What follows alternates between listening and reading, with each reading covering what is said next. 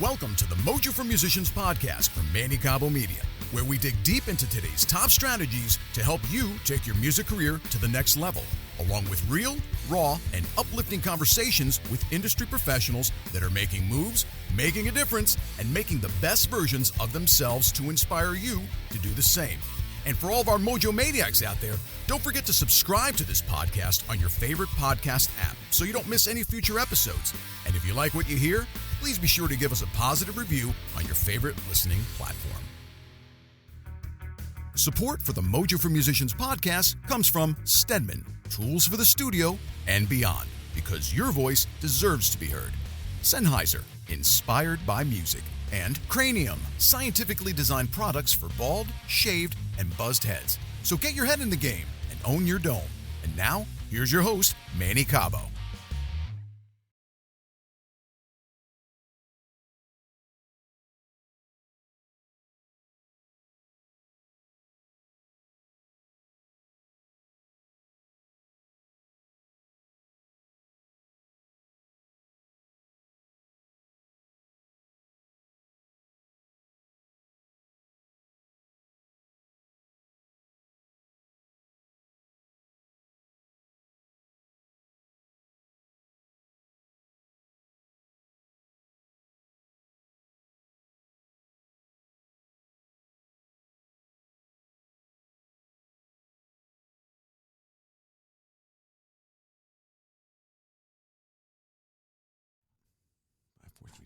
Here we go.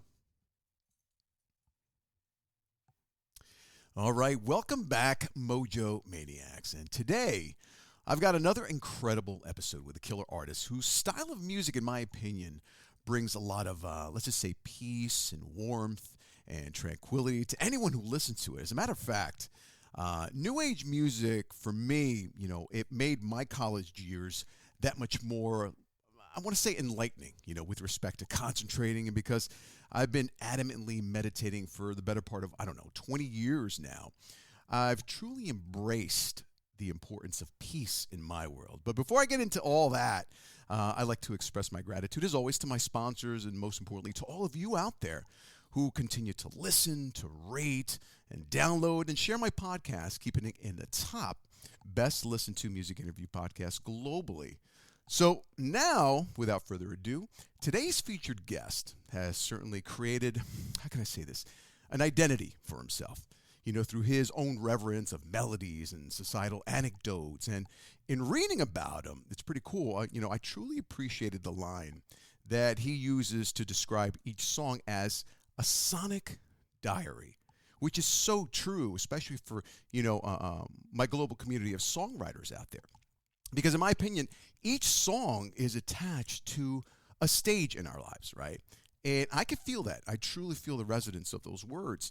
And I feel that music should also come from these honest and vulnerable and conversely powerful moments in our lives as well.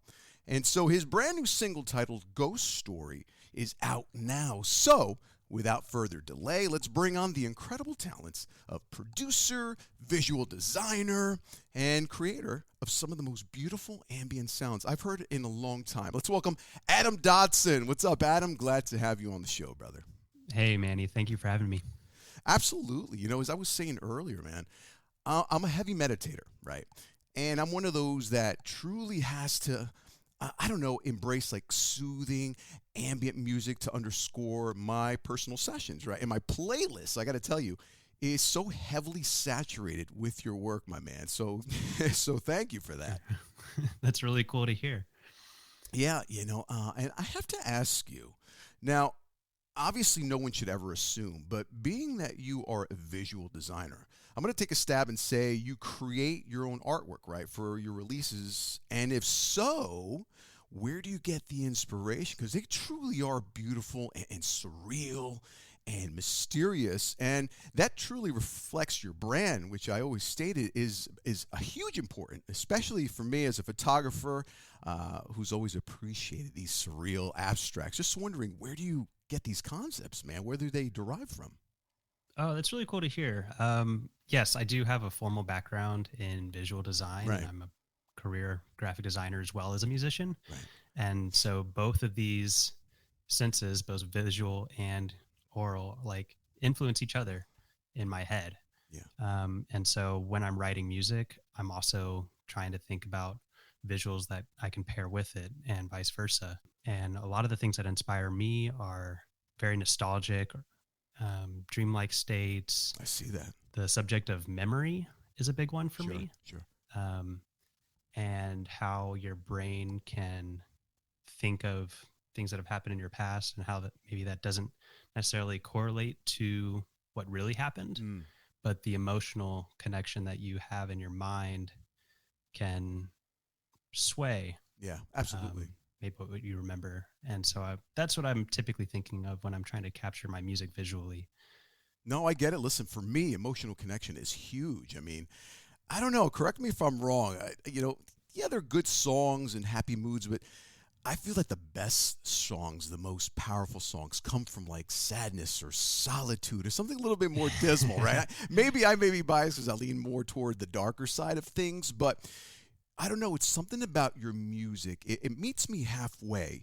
It's borderline soothing, sad, depressive, lonely, exuberant. It's got a culmination of different emotions. So I can understand what you're saying about, you kind of like meddle with the emotions, if you will, and Yeah. I truly Yeah. appreciate that dreamy and placid and clean verb that you showcase in your music. Like, to be honest with you, you make me want to pick up, guitar, because I would definitely be purchasing your tone tracks. For those of you who don't know, he's got his own set of tone packs, man. It's pretty badass.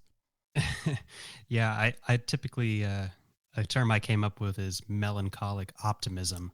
That's how I Ooh, often wait, I refer like to that, my man. Did you music. trademark that? I should, shouldn't I? You really should, man. I like that. Because you're right. Like a lot of my music does tend to have Yeah. these sort of depressive or emotional, sad connotations to it. I know depressive is like a negative connotation, but in the way that I'm utilizing and implementing that word, it's a little bit more borderline pensiveness, right? Does that make sense? You know? Yeah, maybe so. It's not. I'm not trying to write music that just makes you more sad Yeah. necessarily. Like I really enjoy music where it can draw on your Yeah, heartstrings, but absolutely. then by the end of it, you feel kind of motivated, Yeah. or it pulls you into the opposite direction that maybe you came into it with. Yeah. Yeah, no, But absolutely. And I don't know, listening to your music, I feel like mad relaxed above all. That's first and foremost. But, again, it's my good. biased interpretation. So my question to you, with respect to your personal compositions and stuff, like, how do you go about achieving them with your guitar? And how do you go about trying to create and evoke these emotions with your music? I want to get into your little creative process there. I suppose that goes back to the line about music being like a sonic diary for me. Music has always been the one thing that I can rely on, that I can go to, where I can sort of speak Sure. however I would like. And I've never considered myself a great speaker or being capable of finding the right words to fully capture what I'm feeling. Mm, But I think music can be its own vocabulary. yeah. And I think that's really why I'm drawn towards instrumental music too. Not writing things that are intended to have lyrics is That's because interesting. instrumental music can really cross these boundaries that language can put up in front of us. Yeah, And absolutely. it's given me the ability to, um, I guess, really define Yeah. deeper emotions that I feel Right. and also connect with other people around the world that I wouldn't have been able to had I had English or language specific lyrics tied to it. And that makes perfect sense because I am a speaker, and it's funny when you think about it. Half of the world's population, and I would dare say even more, are so terrified that they would rather die than public speak. So believe me, you got a lot of people that can relate. And in all honesty, listen, this style of music, it goes back since the beginning of movie making. A scene in a movie sometimes is underscored by the soundtrack. Like, you take Halloween, I think I've mentioned this in earlier episodes. A movie like Halloween, I'm a big horror movie buff, by the way. And without that the soundtrack underlying that. The movie wasn't even going to be released, so believe me, I completely empathize when you say the power and the emotions that music can underscore scene is huge. Totally. In your way of describing, these are the questions that I like to ask because as I just alluded to, so many artists can relate to this. Like, can you share a specific moment or experience that profoundly, let's just say, influence your approach to your style of music? Like maybe it led to a significant shift or evolution, in your style of sound, because I feel it's important for an artist to embrace these gradual life influences, right? And welcome change in your life and these transitions along the way. And the old saying, sometimes you can't see the picture because you're so stuck inside the frame. So I've always been a person that likes to paint outside the lines. Catch my drift? Yeah, no, I totally get that. It's hard to pinpoint any life experience that may have informed my musical taste. I've listened to a lot of music growing up, and when people ask me what I listen to, it's very rarely ambient instrumental guitar music. Really? Oh, dude, you piqued my curiosity. Like what? Give me an idea. This is interesting. I take influence from. I have a pretty deep metal background. Nice. And just heavy music in general, and maybe that's where some of the most like emotional music can actually be found. Interesting. Is in the heavy world. Yeah. Give me a name. But there was just so I can get an idea about a band. Name top three. Top three. Yeah. Right now. Yeah. Or anything that influenced you. Because I do find the similarities in that. Because I love metal. I love rock. I'm a singer, of course, so I lean more toward the rock side. But I love my ambient music. Obviously, I have you on the show. Just curious. I'll say one of the biggest influences for me that was probably a bridge from metal into ambient was this progressive band called Tesseract. If you're familiar with them. Okay. I'm not actually. Now I got to go check them out. They have this really unique style of taking very low-tuned, distorted guitars, but contrasting them with these very glassy, high-register leads. Okay. And it was always just a really interesting contrast for me. And it was just always could get very atmospheric, right, and then go right back into these dense, riffing, heavy passages. Yeah. And it was just this back and forth dichotomy that just really stuck out to me. I could see you being a big prog rock fan, man. There's a lot of great, scores and bands that I know that are heavily into very animated guitar solos, different time signatures and stuff. That seems like something you might like, I mean, as a guitarist, you can't help but appreciate, of course, the work that's in there. Yeah, absolutely. But when it just comes down to it, writing the more quiet, clean, ambient style guitar it's just my vocabulary. Yeah. Like when I sit down to write something heavy, it just doesn't happen naturally. So I just prefer to speak from the heart. I can see the influence, yes, but how does that trigger the lighter side of what you do, man? It's pretty interesting in how music can communicate through you through different genres. It takes time. It takes a lot of patience. You really have to be willing to sit there for a while. Yeah.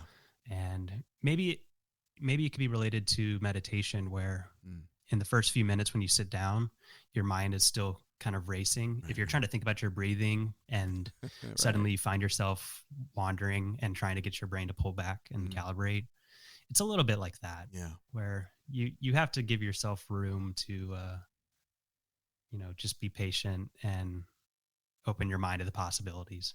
Yeah. You got to like catch and release different ambience. So it's like, okay, it's there. I got you. I hear you. Now get out of my head so I can focus, man. That's how I feel when I meditate, man. Which is another reason why I just love the accompanying music, this style of music, because I feel like there's no thought process. And like you said, it tugs at your heartstrings. But for me, it puts me in a very, very relaxed state because it's there. And I think that overshadows a lot of the floating thoughts, if you will. Does that make sense to you? Yeah, definitely. The actual writing process for me is very loose, and I try not to set too many boundaries, and I'll just sit. And I'm a big fan of looping and using guitar pedals. I read that. So I utilize a lot of tools that I can hold in my hands and turn knobs Right. and adjust things on the fly just to see what happens. Yeah. And then maybe at a later date, maybe a few days or even a couple weeks later, I'll dig up that session, listen to those sounds, Yeah. Yeah. and kind of post rationalize what I was feeling and come at it at a more analytical Yeah. approach. You go back and see if I can- digest it, and see if you can Yeah. get back to that place. Yeah, I get it. That's pretty cool. Maybe apply some structure and a little more thought around, how you could flow from one passage to another and really begin like true songwriting process. Right. Right. So this is a good segue into the third question that I had for you. So, in the realm of, I guess, what we're calling it, ambient music, which it is, like, where, as we just discussed, the subtlety, often reigns supreme, which is why I love that style of music. So how do you balance the desire, if you will, to create these immersive sonic landscapes and then also maintaining the listener's engagement and interest, throughout the journey of the song? Because we really have to create for ourselves. But there's the ego side also that says, well, you know what? I still want to hold the listener's attention. Like, what's that process like for you? Overanalyze sometimes? It's definitely a tricky balance. Yeah, I was just about to say that, especially for this style of music, It's not Right. as blatant. And especially as a guitarist in sort of like modern guitar era, where you can look on social media and every post you see is some new virtuoso that's just flying It's on like the ridiculous. fretboard, just insane. And so you have this natural tendency, like you want to flex in your music a little bit, Right, right. and you really do have to pick and choose your moments. And Right. so, like what you said about the subtleties, that's where you can really get into that. Is your note choice, or for me, even the notes you don't play is just as important. Giving yourself space for things to blemish or Did you ever feel like constraint, like you want to put something in and you're like, no, maybe that won't go, or it's not in alignment with the style of the song, maybe that'd be too much? Like, do you overanalyze? I would think that this style of music would lend itself to overanalyzing, because sometimes I would think, correct me if I'm wrong, less is more, obviously, but then again, there's that side that you're always experimenting, you're doing loops, there's so many different elements and layers that you're throwing in there. Is at any point in time you're like, that may be too much, or you just let it fly, man? Oh, that's definitely a problem I have, is over looping and adding too many layers. I would think so, funny. man. I'll work on a song, and I treat Instagram as sort of a diary on its own, where I practice writing something every week just to see what comes out. And I like to share it on social media just as a practice to myself to keep creating and stay in that routine. Yeah, I think that's great. I think that behind the scenes stuff, I think that's imperative that you do that, and then you find yourself, oh my God, this song's like 47 minutes long, right? So at some point I got to cut this. But no, seriously, I'm glad that you do that, and when I talk to other artists and I try to educate them, this is building your brand. So when you show behind the scenes stuff, when you're showing the construction process of a song, especially something like this, where you don't realize, it may sound simple, but behind the scenes, man, there is a lot going on. There's a lot of busyness, whether it's samples, whether it's guitar layering, whatever the case may be. So I think it's imperative showing people that side of this musical balance that you're talking about, obviously. People are definitely interested, and I like to say that the music I create is musicians' music. Yeah. Meaning that a lot of the people that comment and reach out to me to discuss the music have a technical understanding of what's going on, or at least a curiosity. They're at least interested in getting under the hood and figuring out, how does this work, or what just happened there? That's exactly what I'm talking about. Yeah. And so I will have pieces that I work on very hard for several days or weeks, and it's got tons of layers. Give me an idea. How many layers per song? Now, you piqued my curiosity once again. How many layers would you say are in each track? Well, I am currently writing a new album, and there's a surprising amount of variety. I have a song that has over 100 layers, and I have a song that I'm pretty happy with just 12. Yeah. I don't know what it is exactly yet, but you do find this point where you're like, I think that's it. I think we're good here. I'm Oh, that happy with makes that. so much sense, though. It really does. I mean, like I said, less is more in this genre of music sometimes, it appears to me, because there are sometimes I will put a song on repeat.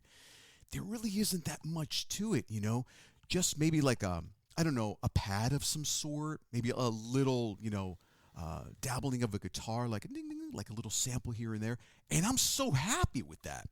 And I know that a lot of artists, not just in this style of music, but in all genres, they just throw way too much nonsense in there. And sometimes it takes away from those beautiful subtleties. And I would think this is even more pronounced in this style of music. Like, I totally appreciate less is more. I remember listening to artists like Andre Vollenweier and, Yanni, of course, and Hilary Stagg with the harp, like beautiful new age ambient music. And they really didn't have to do much. A couple of strings here and there, and then just like a whistling sound. I was happy with that. So Hmm. I just had to ask because your music is beautiful, man. It's inspiring. It's relaxing. Pick an adjective, whichever one, but it's all good stuff. But at the same time, I understand that sometimes creating something simple can be really, really difficult and a hardship for creating music. It's hard to know when to stop. Right. That That's makes definitely sense. true. I can But imagine. my single ghost story, I want to say is like 10 layers in there. It's a very simple song. Yeah, no, I love that. It's I very love that simple. cut. Oh yeah, I think I've probably added maybe like an additional 300 plays for you. So you're welcome, by the way. And most of the time it's my meditating sessions, and like I said, it just complements the mood and the vibe. Doesn't matter where I am, whether I'm editing photographs or I'm reading. It's just a perfect accompaniment to when I need to focus, is what I'm saying. So I mean, it's a testament to your value in terms of my life for what I do. So your music is definitely added to some positive sides of it. That's really great to hear. And honestly, it makes music so much more fulfilling Yeah, as an artist. For the longest time, music has been very much an internal journey for me. sure. Like I've talked about, exploring emotions and what you want to say without using words. But it's only been in the recent few years that it has become more of this external journey where I can connect with more Mm. people and have deeper relationships with this music, knowing that there's someone else out there enjoying it in their own way. Yeah. So, what advice would you give to a musician looking to do your style of music? That's a good question. Mm. I have to ask, man, because you know what? You've mentioned everything else, but somebody like me who's starting out, and I wish I would have started when I was 20 in college. There was a lot of music. I had a pretty extensive palette of music myself, but something always drew me to New Age, man. It's just that it touches that lighter side of me, and we all have it. Of course, we have our darker side, Yeah. but we also appeal to the lighter side. So, somebody like me who wanted to start with this, I have to ask that because it seems easy, but it's really, really not, man. Well, one thing I would say is kind of a plus of this music is you don't necessarily have to be a virtuoso guitar player Mm, or just unreally talented musician. Um, a lot of the things that I play are pretty slow mm, and very piano inspired. yeah, So maybe that would be a direction I would suggest is exploring more than just one instrument and exploring more than just one genre. Um, absolutely. Well, I agree with there's you there. there's pieces you can take from all over, but like I said, I draw a lot of inspiration from metal music and the Right. heavy world, but that doesn't mean I'm not also listening to classical and orchestral music and cinematic soundtracks. Oh, dude, listen, Adam, you're preaching to the choir. As a producer, I'd be in the studio recording stuff, and I'll throw in like a Motown riff, or then I'll go into like a 1969 classic rumba or salsa, because my background is Latin music as well. And it's funny, but when you mention these ideas that come to you, similar key chord structures, are like, oh my God, where'd that come from? Well, it came from listening to, folk music, Latin folk music.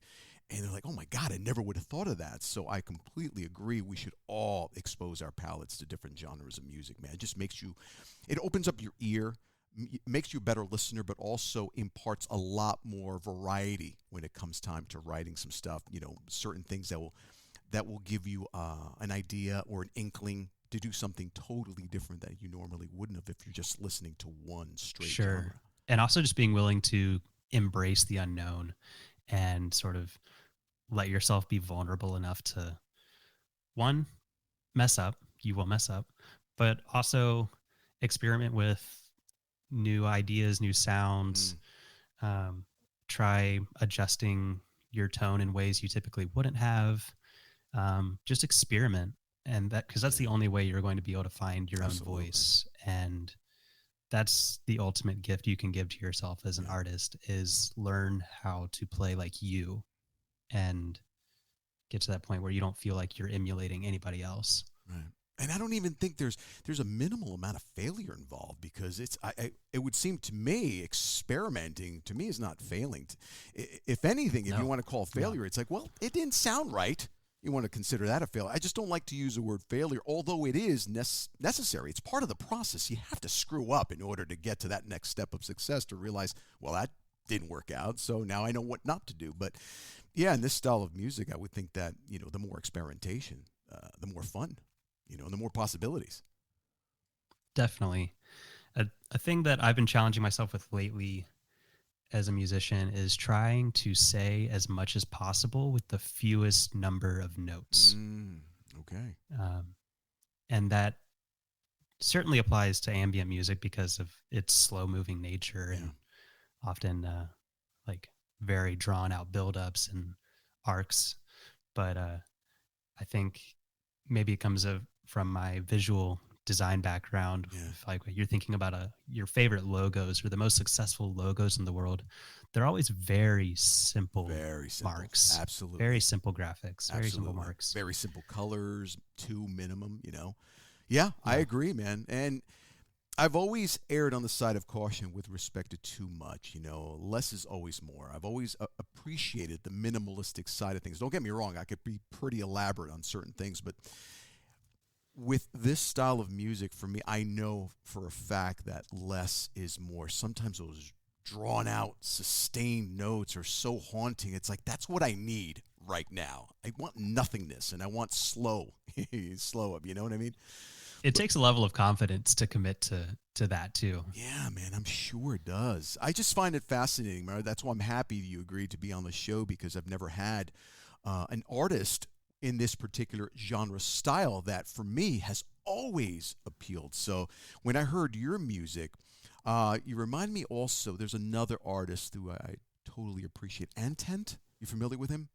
Antent, A-N-T. I'm not sure. I don't think so. Yeah, really, really cool music. Very, very similar ideologies with respect to their sampling and little subtle crescendos here and there. Yeah, man, great stuff, but definitely a compliment.